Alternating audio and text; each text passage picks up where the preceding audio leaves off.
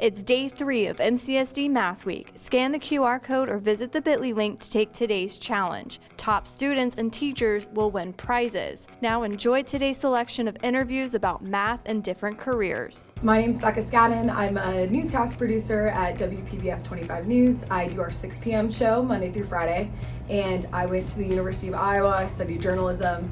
This is actually my 3rd station. I've worked in Cedar Rapids, Iowa. I worked in Charlotte, North Carolina, and now I'm here. So it really starts in the morning when I'm putting everything in here. I'm estimating time, so I'm thinking about how long are my reporters going to be needing to tell their story.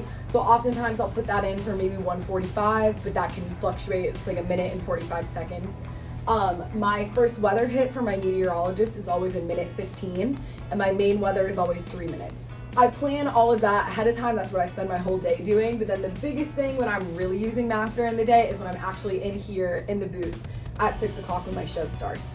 So when I'm in my show, the whole time I'm looking at these timing columns, and they tell me when I'm supposed to be starting the next story if I want my show to be on time. And then we have big clocks in the control room as well, and I'm watching those. So you can see right now that's counting up that I use that clock the whole time that I'm in here to make sure that I'm on time for my show. One of the biggest ways when I'm in here that I would say I really have to be watching that clock and doing math in my head is weather.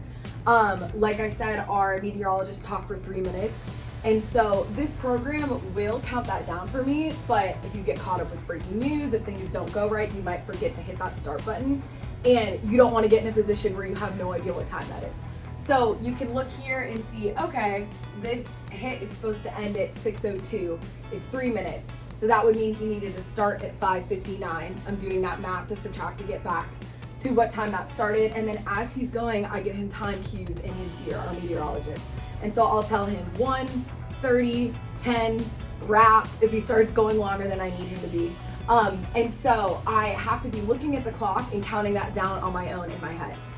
So it's not super complicated, but it's more so just I gotta make sure that I'm doing it right so that I don't throw him off and he knows how much time he has. And then the biggest thing is at the very end of the show, like I mentioned, I gotta get out at that exact time. And so once we get into that last commercial break, all of a sudden my anchors, my meteorologists, everyone's gonna ask me, how much time do we have left? How much do I have for final weather? How much do we have for goodbye?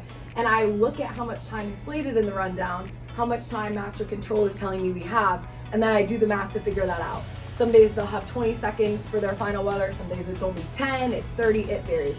And so I just have to make sure that I am able to do that quick addition and subtraction to figure out what's going on. So I would say for my job, studying journalism, I didn't really think that I would use math probably as often as I do.